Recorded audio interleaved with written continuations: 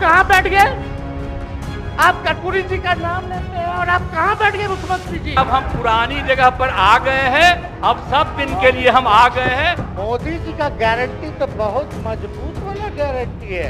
ए मोदी जी के गारंटी वालों, क्या मोदी जी गारंटी लेंगे फिर से पलटेंगे कि नहीं पलटेंगे? जरा बता के दिखा दो। हमारे पिता लालू जी हैं और उनका खून मेरे अंदर, हम लालू जी का बेटा है। इन सब चीजों से घबराते और डरते नहीं हैं, संघर्ष करते हैं और लड़ते हैं। आप झंडा लेकर के चले थे कि मोदी जी को देश में रोकना है, आपका भतीजा झंडा उठा करके मोदी जी को बिहार में रोकने का। कोई आए ना आए, जब समय आएगा तो तेजस्वी आएगा। नमस्कार, मैं रवीश कुमार। नीतीश कुमार ने विश्वास मत जीत लिया है और तेजस्वी यादव ने भाषण। आप कहां चले गए मुख्यमंत्री जी? बिहार विधानसभा के भीतर विश्वास मत पर हारते रहे तेजस्वी यादव ने भी भाषण से अपने आप को बचा लिया। तेजस्वी ने कई प्रसंगों का हवाला देते हुए कहा कि आप कहां चले गए मुख्यमंत्री जी। जिस तरह से तेजस्वी की जुबान पर यह पंक्ति बार बार उभर कर आ रही थी, उसमें पीड़ा थी, टीस भी थी और एक राजनीतिक क्रोध भी। मगर तेजस्वी की आवाज ने नीतीश कुमार का अपमान नहीं किया, लेकिन उनकी राजनीतिक कमजोरियों को इस तरह से उजागर किया कि अपमान का रस पीछे रह गया मगर सम्मान भी नहीं रहा। तेजस्वी ने नीतीश कुमार की लंबी आयु की कामना की, कहा कि आप स्वस्थ रहें, जब भी कोई बात हो फिर से सहयोग मिलेगा, चिंता की बात नहीं। तेजस्वी यादव आज बेहद संयम तरीके से नीतीश कुमार को झकझोरने का असफल प्रयास करते रहे, लेकिन तेजस्वी ने अपने भाषण में कहीं से हताशा की झलक नहीं आने दी। बार बार कहने के बाद भी कि आप कहां चले गए मुख्यमंत्री जी, नीतीश कुमार सामने बैठे रहे। उनके मन में क्या चल रहा था यह कौन जान सकता है, वही बता सकते हैं। मगर नीतीश कुमार का इस तरह से निर्विकार तो कभी क्रोध के आसपास दिखना बता रहा था कि राजनीति में एक ही तर्क है, एक ही सत्य है और वह है सत्ता। जो सत्ता में है उसे तेजस्वी या किसी की बेजोड़ बातों से कोई फर्क नहीं पड़ता। आपकी दलील भले कमजोर हो, अगर सत्ता आपके पास में है तो चिंता की बात नहीं। तेजस्वी यादव ने कर्पूरी ठाकुर को भारत रत्न दिए जाने के बहाने राजनीति का वह पहलू भी सामने रख दिया जिसे अब भुला दिया जा रहा है। इस सत्य से अब ना तो नीतीश कुमार को फर्क पड़ता है और ना इस इतिहास से बीजेपी को। अब बताइए, कर्पूरी जी को मिला, हमको तो बहुत खुशी की बात है, कर्पूरी जी को मिला। आप कर्पूरी जी के साथ, हमारे पिता के साथ आप काम कर चुके हैं। आप उस वक्त थे, हम भले ही मेरा जन्म ना हुआ हो या हम बहुत छोटे होंगे, लेकिन आप तो जवान थे। आपको तो ये पता था कि कर्पूरी जी जब आरक्षण बढ़ाए थे, उनकी सरकार थी, तो जनसंघ जो था उस सरकार में था। जब कर्पूरी जी जब आरक्षण बढ़ा दिए तो यही जनसंघ वाला ही ना कर्पूरी जी को मुख्यमंत्री पद से हटाया। कौन हटाया? और आप कहां बैठ गए? आप कर्पूरी जी का नाम लेते हैं और आप कहां बैठ गए मुख्यमंत्री जी? और वही जनसंघ वाले, भाजपा वाले कहते थे, क्या बोलते थे, आरक्षण कहां से आई, कहां से आई? कर्पूरी जी, हम नहीं बोलेंगे, नहीं बोलेंगे, नहीं बोलेंगे, ये बोलते आप हैं। और आप कहां चले गए मुख्यमंत्री जी? बताइए, हम अगर गलत बोल रहे तो इस बात को बताइए। विजेंद्र जी, विजय जी, आप लोग सब लोग उस समय रहे भाई, सब लोगों ने नेतृत्व में काम किया है। हालांकि पता नहीं उस समय विजय जी शायद कांग्रेस में थे, लेकिन मन से ये समाजवादी भी रहे हैं। तो इतना सब लोग का सहयोग रहा, कर्पूरी जी को भारत रत्न मिला, तो ये लोग तो भारत रत्न डील बना लिया, डील करने के लिए। हमको वोट मिलेगा और डील कर लो, भारत रत्न दे देंगे, भारत रत्न दे देंगे, डील कर लो। सम्मान नहीं करते आप लोग, डीलिंग करते हैं, डीलिंग करते हैं। भाजपा के लोग सम्मान नहीं करते, डीलिंग करते हैं, केवल वोट बैंक की राजनीति के लिए करते हैं। बिहार की राजनीति में नीतीश कुमार ने एक बहुत मजबूत दौर देखा है। उनके सामने क्या सहयोगी क्या विरोधी, दोनों दलों के सदस्यों के भाषणों में आवाज ही ऊंची होती थी, मगर दलीलें बेहद कमजोर। लंबे समय तक नीतीश कुमार का बिहार में ऐसा ही दबदबा रहा। आज उसी नीतीश कुमार के बचाव में बीजेपी की दलीलें लड़खड़ाती नजर आईं। पता नहीं चल रहा था कि बीजेपी ने किस लिए नीतीश कुमार को अपनाने का फैसला किया है। आप भी भाषण बिहार विधानसभा की साइट पर जाकर सुन सकते हैं। बीजेपी बार बार वही पुराने वंशवाद का रट लगाती रही, मगर तेजस्वी ने भी अपने पिता को लेकर किसी तरह की हिचक का प्रदर्शन नहीं किया, बल्कि बता गए कि वे किसके बेटे हैं और उनके पिता क्या हैं। यह भी बता दिया कि बीजेपी के अध्यक्ष सम्राट चौधरी के पिता कभी राजद में थे और तब वे नीतीश कुमार के बारे में किस तरह के अपशब्दों का इस्तेमाल किया करते थे। आज तेजस्वी के भाषण में नीतीश कुछ और ही नीतीश नजर आ रहे थे। इस दौर में विपक्ष को हर तरफ से खत्म कर दिया गया है। गोदी मीडिया से लेकर सरकारी एजेंसियों के इस्तेमाल ने विपक्ष को मिटाने की भरसक कोशिशें की हैं और कुछ विपक्ष ने अपनी तरफ से भी। कितनों ने पाले बदल लिए, मगर दिलचस्प है देखना जो इस दौर में खड़े रहे, अपनी हार के बीच भी विजेता की तरह भाषण देते रहे। सत्ता खोकर भी भाषा और दे भाषा में तेजस्वी हारे हुए नेता की तरह नजर नहीं आए। लोकतंत्र है, रानी के पेट से राजा पैदा नहीं होगा। लोकतंत्र में गरीबों की ताकत से, गरीबों के आशीर्वाद से वो राजगद्दी प्राप्त करता है। और आज वंशवादी के कारण विवश होकर के इनकी प्रताड़ना को हमने देखा है किस तरह से जलील। और ये तो एक उदाहरण है, बैठे हैं कई विधायक, मैं अध्यक्ष था, उनके पीड़ा आती थी। कई लोग को उनमें क्षमता, उनमें महत्व, ताकत रहते हुए ऐसे लोगों को महत्व नहीं दिया। उनके दर्द को हम लोगों ने सुना और हमने कहा ये लोकतंत्र का मंदिर है, मुझे बिहार को बचाना है। मुख्यमंत्री जी ने सुधरने का अवसर दिया। हम लोग विचारधारा को मानने वाले लोग हैं, हम लोग सिद्धांतवादी लोग हैं। एक जगह खड़े रहते हैं तो मजबूती के साथ खड़े रहते हैं, इधर उधर हम लोग नहीं करते हैं। तो इसलिए उपाध्यक्ष महोदय, हमको किसी बात का डर नहीं, फिक्र नहीं। हमारे पिता लालू जी है और उनका खून मेरे अंदर, हम लालू जी का बेटा है। इन सब चीजों से घबराते और डरते नहीं हैं, संघर्ष करते हैं और लड़ते हैं। तो हम लोग लड़ाई जो है लड़ने का काम करेंगे। एक बात समझ लीजिए कि नीतीश कुमार जी आदरणीय हैं, कम से कम एक बार बता तो देते कि हम नहीं रहना चाहते जा रहे। इस बार तो आपने कुछ कहा भी नहीं। अरे भाई, हम मुख्यमंत्री, उप मुख्यमंत्री, आप मुख्यमंत्री हैं, सबसे बड़ा दल हमारा है। कम से कम एक बार बुला के बोल देना चाहिए। कोनो आपको हम कुछ कहते हैं? आप बताइए, हम आपको कुछ कहे हैं? कितना अच्छा हम लोग बातचीत करते थे, हर चीज करते थे। लेकिन अब चलिए ठीक है, अच्छे पल को तो हम जिंदगी भर याद करेंगे, सुजो को रखेंगे, उसमें हमारे मन में कोई खोट नहीं है। और हम लोग एकदम मजबूती के साथ खूंटा गाड़ के खड़े हैं कि आपने जो संकल्प, महोदय मुख्यमंत्री जी, आज तो आपसे हम कह ही सकते हैं ना, आप तो बुलाए नहीं, खुद ही चले गए गवर्नर हाउस। लेकिन आज हम इतना तो आपसे कह सकते हैं ना, इतना बात तो कह सकते थे कि आप बुला लेते, हम लोग बात कर लेते। नहीं है, ठीक है, तो उसका भी व्यवस्था कर देते। अगर हमारे सरकार से, हमारे मंत्रियों से दिक्कत है तो फिर से बाहर से समर्थन दे देते और कोई माई का लाल हिला देता उस सरकार को। ये मन में शंका मत पालिएगा। जब हमने आपसे कमिटमेंट कर दिया था तो मन में कभी भी शंका, आपके मन में भी हम बोलते थे कोई कंफ्यूजन होगा तो बुला करके बात कर लीजिए, दूर कर लीजिए। क्यों? क्योंकि हम आपको अपना परिवार समझते हैं। हम लोग समाजवादी परिवार के हैं मुख्यमंत्री जी, और इसको ध्यान में रखना चाहिए। विजेंद्र जी, विजय जी, सब लोग को बात रखना चाहिए। और हम कहना चाहते हैं, जो आप झंडा लेकर के चले थे कि मोदी जी को देश में रोकना है, आपका भतीजा झंडा उठा करके मोदी जी को बिहार में रोकने का काम करेगा। बिहार में विश्वास मत से पहले जो कुछ भी हो रहा था, उससे यही पता चल रहा है कि राजनीति में वही सफल होगा जिसके पास सरकारी एजेंसी और सत्ता की ताकत होगी। विश्वास मत नीतीश कुमार ने तो जीत लिया, लेकिन क्या बिहार की जनता ने उस जीत के पीछे की हार या जीत को देख लिया? जनता पर ज्यादा भरोसा नहीं करना चाहिए। सही और गलत देखने के बाद भी जनता अपने अपने विश्वासों के आधार पर ही दलों और नेताओं के साथ रहेगी।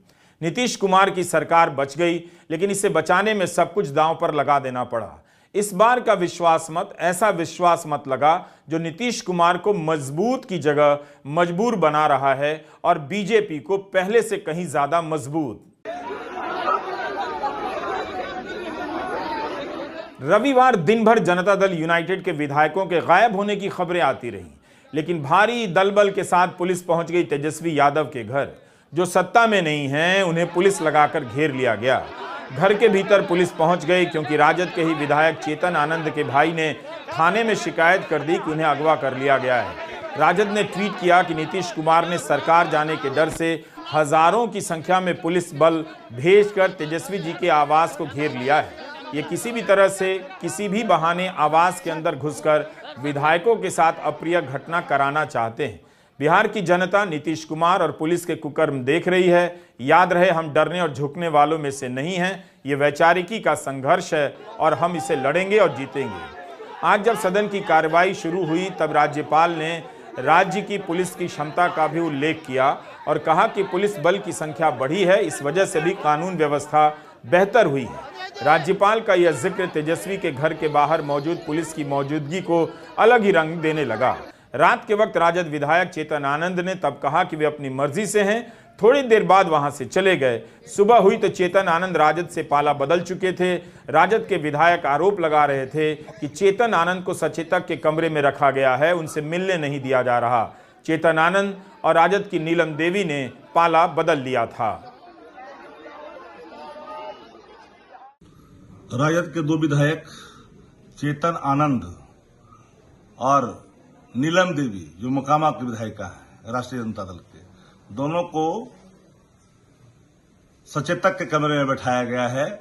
सत्ता पक्ष के लोगों ने बैठाया है, धमकी दिलवाया, क्या क्या किया, ये बात किसी से देश में छुपी हुई नहीं है। विधायक दल की बैठक चल रही थी राजद की, और विधायक दल की बैठक जहां हो रहा था वहां शासन के लोग, मजिस्ट्रेट के नेतृत्व में पूरे आला अधिकारी पुलिस प्रशासन के, कि भाई इनके घर में परेशानी है, इनके लोग परेशान हैं, यह कह करके जबरन आप ले जाने के लिए मजबूर किया, आप ले गए। और अभी दोनों दिखाई पड़ रहे हैं सत्ता पक्ष के सचेतक के कमरे में। ये कौन सा ट्रेडिंग है, जरा बता तो दे हमें। कोई अंगगणित प्राप्त करने के लिए शासन का जितना भी दुरुपयोग किया जाए वो जायज है। तो इस तरह से बिहार में विश्वास मत हासिल किया गया। शनिवार और रविवार को जनता दल यूनाइटेड के विधायकों के भी गायब होने की खबरें उड़ती रहीं। हम पार्टी के जीतन राम मांझी को लेकर भी खबरें आ रही थीं कि उनका फोन बंद है, संपर्क नहीं हो रहा। इससे कुछ देर के लिए लगा कि बिहार की राजनीति में खेला हो रहा है, और खेला हुआ भी। खेला से ही विश्वास मत नीतीश कुमार को मिला लगता है। इससे पता चलता है कि इस बार के विश्वास मत में पहले की तरह की स्वाभाविकता नहीं है। कौन किस मजबूरी में और किस एजेंसी के दम पर या डर से सत्ता पक्ष की तरफ गया है, इन सब का कोई सार्वजनिक प्रमाण तो नहीं होता, केवल चर्चाएं होती हैं। तेजस्वी ने चेतन आनंद का जिस शालीनता से जिक्र किया वह भी एक मिसाल है। तेजस्वी ने नीलम देवी से भी कहा कि आपने पाला बदला है, मगर जब भी जरूरत हो हमें याद कीजिएगा। जब तेजस्वी बोल रहे थे तब कैमरा पाला बदलने वाले चेतन आनंद पर था। तेजस्वी ने उनके पिता का अतीत भी याद दिला दिया और बेटे के भविष्य का रास्ता भी। मेरा छोटा भाई चेतन जब थक थका करके कहीं आप लोगों ने कुछ नहीं किया तो हमने टिकट इसको देकर के जिताने का काम किया। और इनके पिता के गुण पे नहीं, इनके गुण पे। नौजवान लोग रोड मैप है, लंबा चलना है, नया टीम बनाना है।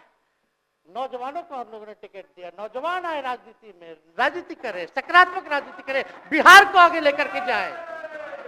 थका हुआ लोग नहीं चाहिए था हमको, लेकिन हमको पता है क्या क्या मजबूरी है। ये कोई नई बात नहीं है, बहुत दिनों से पीड़ित है, और इस पीड़ा में कहीं भी रहे हम इसके साथ हैं। और नीलम जी, जो आप महिला हैं, आपने जो निर्णय लिया हम स्वागत करते हैं। अरे शांति शांति शांति शांति शांति। बस सबको बोलने का मौका मिलेगा। 2 मिनट हम कंक्लूड करेंगे। नीलम जी आप महिला हैं, हम आपके निर्णय का स्वागत करते हैं। बात बने ना बने बाद में हमको जरूर याद कीजिएगा। इससे पहले मतदान के जरिए विधानसभा के अध्यक्ष अवध बिहारी चौधरी के प्रति अविश्वास प्रस्ताव पास हो गया।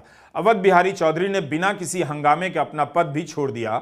उन्होंने भी गरिमा का पालन किया। अपने भाषण में किसी के प्रति कोई तल्ख बात नहीं कही, ना ही दोषारोपण किया, बल्कि सभी पक्षों के सहयोग के प्रति आभार जताते हुए आसन का त्याग कर दिया।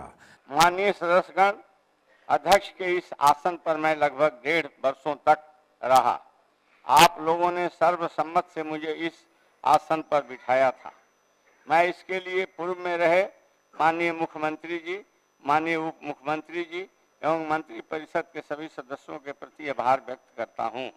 मैं जिस दल से आता हूं उसके नेता आदरणीय लालू प्रसाद, पूर्व मुख्यमंत्री श्रीमती राबड़ी देवी के प्रति भी आभार व्यक्त करता हूं।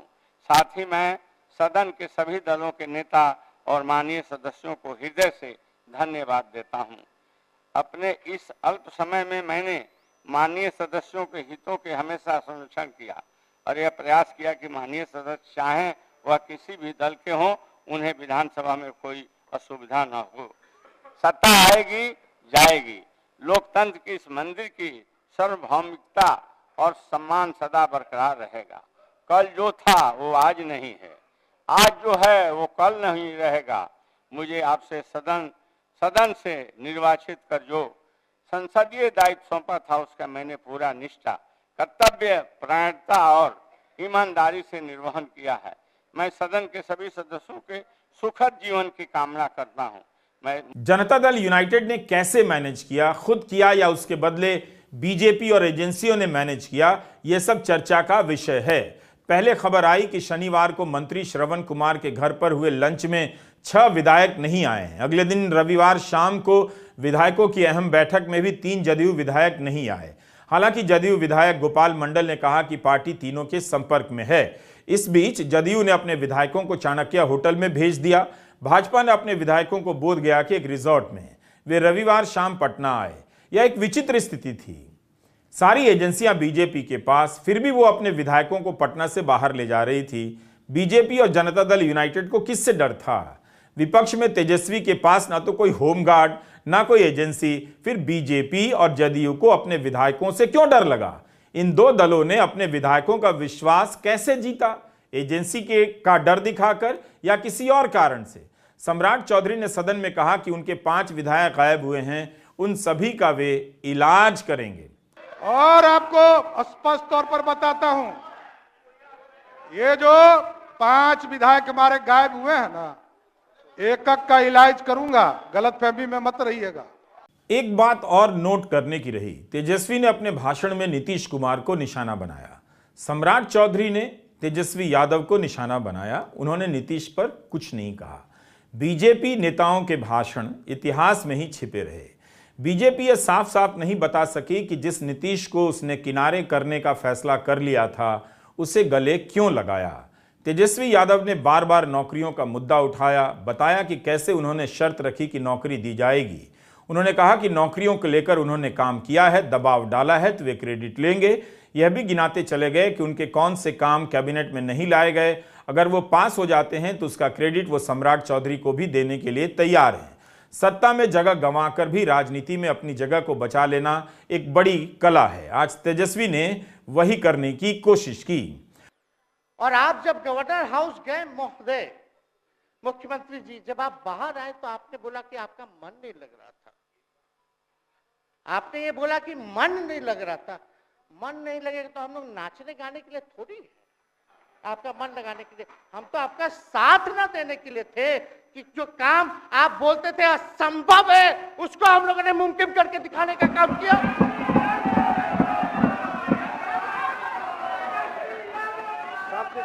आपने 2020 के चुनाव में क्या कहा था?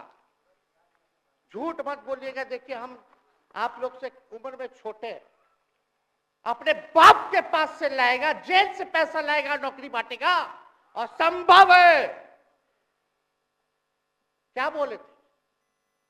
और हमने उस समय चुनाव के दौरान रोजगार पर विशेष तौर पे हमने बोला था, हमने साइंटिफिक अध्ययन किया, रिक्त पदें हैं इतनी इतनी है, उसको हम लोग जो है भरने का काम करेंगे। हमको दुख इस बात का नहीं है कि हम लोग विपक्ष में आ गए, हमको तो खुशी है कि उन 17 महीनों में जो देश में किसी सरकार ने नहीं किया उसको हमारी महागठबंधन सरकार ने करने का काम किया। दूसरा बात ये बोले कि क्रेडिट ले रहा था मेरा डिपार्टमेंट विभाग आरजेडी का, हमारे मंत्री, हम लोगों ने नौकरी दिया 17 महीने में, पहले तो नहीं मिलता था, तो क्रेडिट क्यों ना ले। एक मिनट, अब आप लोग सरकार बना लिए, एक मिनट यार सुनिए ना भैया, सुन तो लो, सुनना ही नहीं चाहते, आप ही के हित में बोलना चाह रहे। तो आप बोले क्रेडिट का, सम्राट जी, विजय सिन्हा जी, ये हम आप लोग को पहले सचेत कर दे रहे, सचेत इस बात का करें कि महागठबंधन की सरकार तो हम लोग नहीं रहते तो फिर से मुख्यमंत्री नहीं बनते।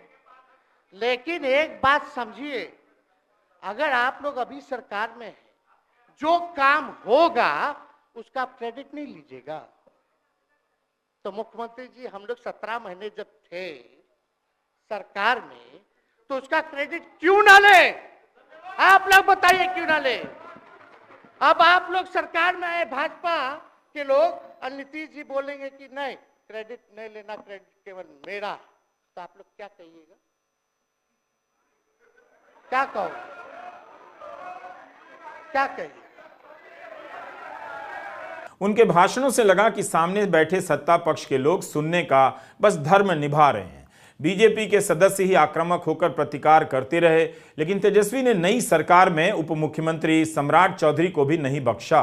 सम्राट चौधरी ने कहा कि नीतीश को सत्ता से हटाने के बाद ही वो अपनी पगड़ी उतारेंगे। तेजस्वी ने जब सम्राट चौधरी को उनका कहा याद दिलाया तो कैमरा उन्हीं की तरफ देख रहा था, यानी सम्राट चौधरी की तरफ।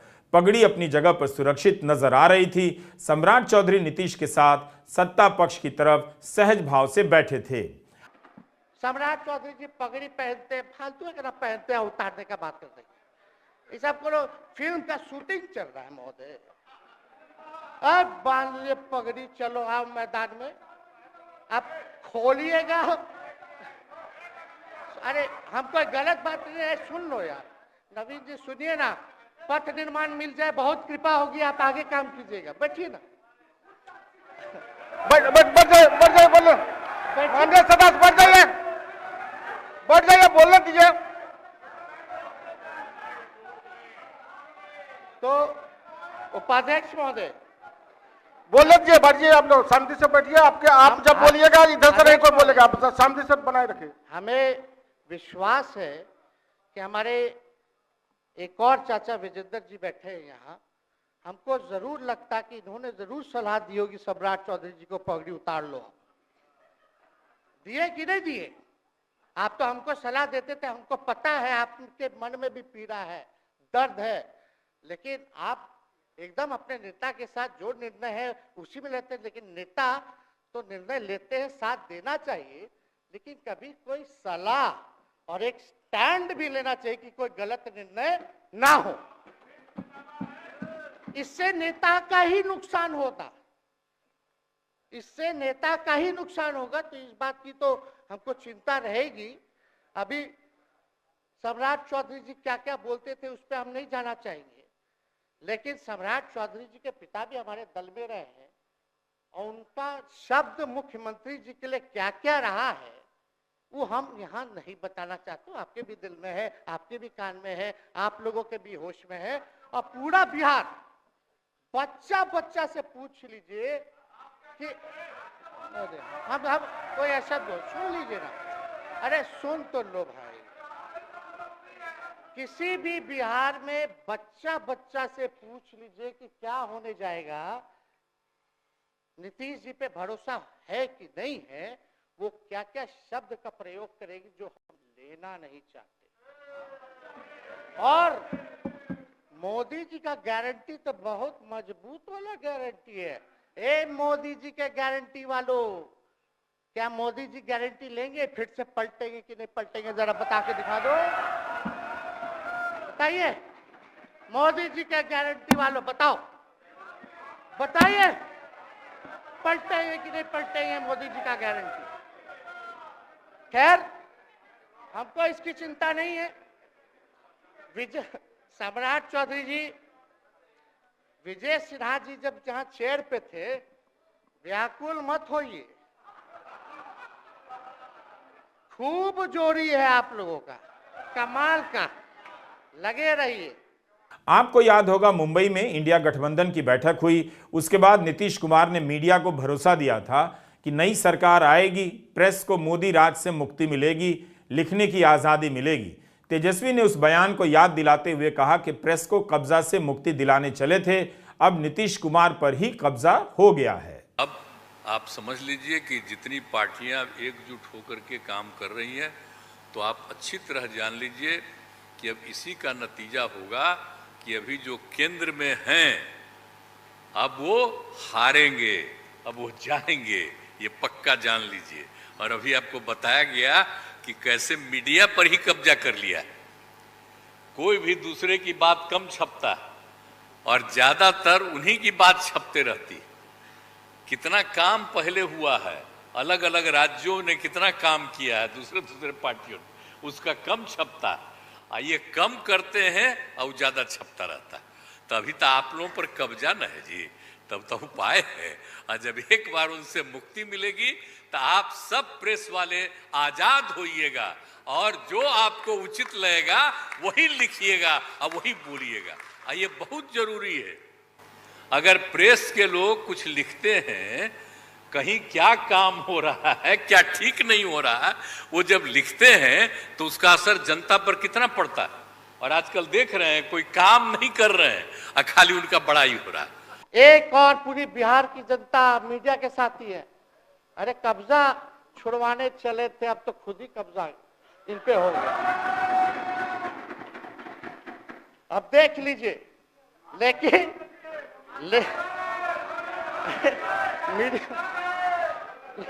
जितने मीडिया के लोग हैं, अरे कब्जा ना हो गया है, हाँ, आप लोगों पर कुछ लिखने देगा, कुछ बोलने देगा, तो अब तो कब्जा आप ही पे हो गया है। खैर, जो भी अमित शाह जी कहते रहे, हमारा तो दरवाजा बंद है। खैर, उनका क्या, उनके बात में दम है। नीतीश कुमार आखिर में बोलने आए, उनका भाषण भी अतीत में चला गया। याद दिलाने लगे कि 2005 के पहले लालू यादव और राबड़ी देवी का बिहार कैसा था, और बाद के गठबंधन के बारे में यही कहा कि वे इन्हें सुधारना चाहते थे। तो राजद सुधार आंदोलन चल रहा था बिहार में, सत्ता का दल बदल नहीं। नीतीश कुमार ने कहा कि जहां तक नौकरी की बात है, इसमें उन्हीं का क्रेडिट है। सरकार पर मुख्यमंत्री का नियंत्रण रहता है और वह उनके अनुसार चलती है। नीतीश कुमार ने महागठबंधन के अंतर्विरोध को भी उजागर करने की कोशिश की और कहा कि वे एक तरफ सबको एकजुट कर रहे थे, मगर बाकी लोगों का इरादा और निशाना कहीं और था। जब ये लोग साथ थे तो हमने बाकी सब लोगों को एकजुट करने के लिए यहां पर मीटिंग भी किया। आप जरा बताइए, हम सबको एकजुट कर रहे थे। हम इन लोगों को कह रहे थे कि 6 पार्टियां हैं, तो सभी 6 पार्टी को हमने एक पार्टी को एक किया। हमने कहा कि उनके साथ 2 दीजिए और बाकी कांग्रेस को 2 ही दिए। हमने कहा नहीं, 2 से ज्यादा मिलना चाहिए, उनका 19 सीट है।